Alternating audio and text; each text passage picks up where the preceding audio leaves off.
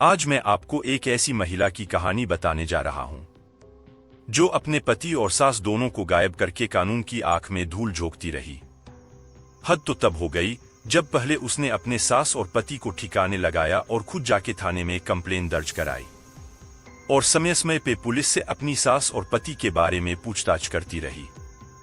कई ऐसे शातिर बदमाश और अपराधी होते हैं जो कानून से खिलवाड़ करने की कोशिश करते हैं, पुलिस को चकमा देते हैं और बार बार पुलिस के हाथ से निकल जाते हैं। वो सबूतों को मिटाते हैं, गवाहों को धमकाते हैं, लेकिन एक ना एक दिन वो पकड़े जाते हैं। खैर, ये तो बात हो गई उनकी जो अपराध को ही अपना दुनिया मानते हैं। लेकिन कई बार ऐसा होता है कि कोई आम इंसान जिसका जुर्म की दुनिया से कोई नाता नहीं होता, लेकिन जब वो कोई जुर्म करता है तो पुलिस और कानून भी हैरान रह जाती है। जी हाँ, ऐसे ही एक महिला के बारे में मैं आपको बताने जा रहा हूं जो पुलिस और कानून के आंखों में 1 साल तक धूल झोंकती रही। दिन थी 29 अगस्त 2022। उस दिन एक परेशान महिला गुवाहाटी जिले के नूनमाटी पुलिस थाने में पहुंची। उसका नाम वंदना कलिता था। उस महिला ने पुलिस थाने में एक कंप्लेन दर्ज कराई और कही उसके पति अमरज्योति जो 32 साल के थे और उसकी सास जो 62 साल की थी वो लापता है। मैंने दोनों की बहुत तलाश की लेकिन वो नहीं मिले। पुलिस को यह बात बताकर वो रोने लगी।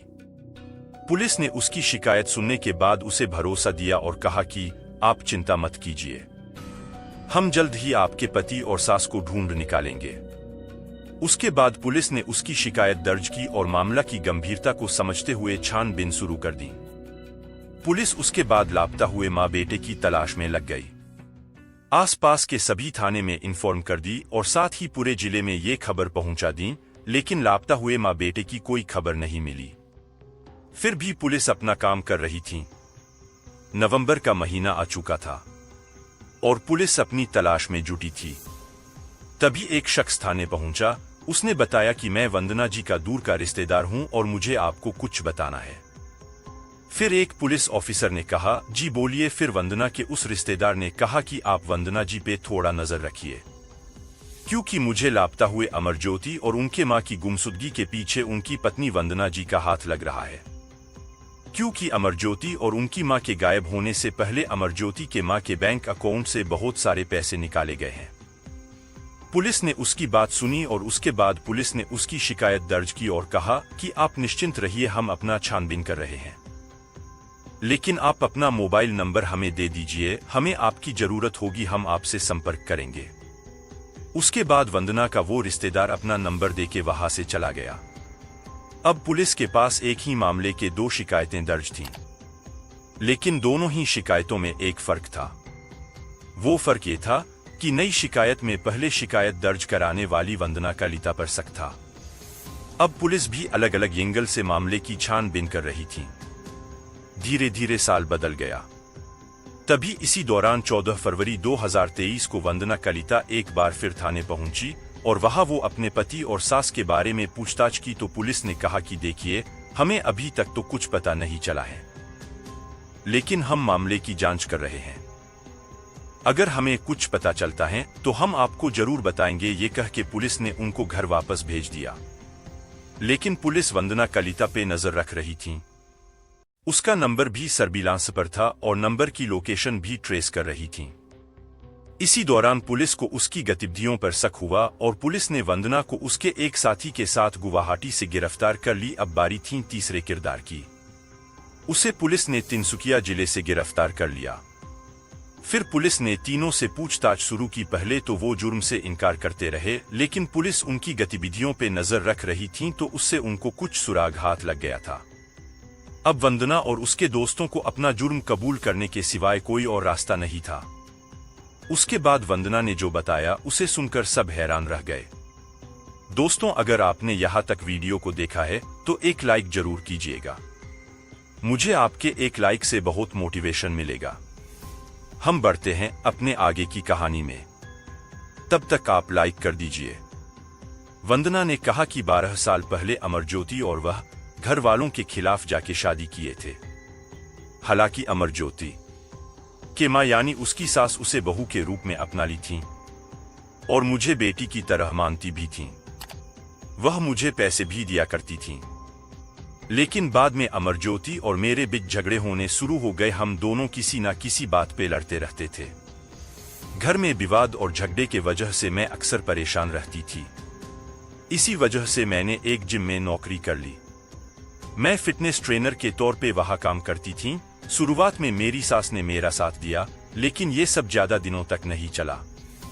अचानक से मेरी सास मेरी साथ देना छोड़ दी। यहीं से हम दोनों के रिश्ते के बीच खटास शुरू हो गया। वंदना बताती है कि अब उसके मन में कुछ और चल रहा था। उसने अपने पति और अपनी सास को रास्ते से हटाने का मन बना लिया था। उसके दिल और दिमाग में बस यही चल रहा था कि कैसे उन्हें अपने रास्ते से हटाए। उसे यह भी एहसास था कि यह काम अकेले करना मुमकिन नहीं है। उसके बाद उसने अपने 2 दोस्तों से सारी कहानी बताई और उन्हें अपने प्लान में शामिल कर लिया। अब बस उसे सही मौका का इंतजार था। फिर आती है 26 जुलाई 2022। उस दिन दोपहर का वक्त था। अमरज्योति किसी काम से बाहर गया हुआ था। घर में उसकी सास और उसकी बहू अकेली थीं। उसके सास को जरा सा भी अंदाजा नहीं था कि अगले कुछ पलों में उनके साथ क्या होने वाला है। वो अपने कमरे में आराम कर रही थी। तभी वंदना वहां पहुंची और बेड पे चढ़ गई। उसकी सास कुछ समझ पाती उससे पहले वंदना ने उनके नाक और मुंह तकिया से दबा दिए। उसकी सास तड़पती रही, छटपटाती रही, लेकिन वंदना ने नहीं छोड़ा।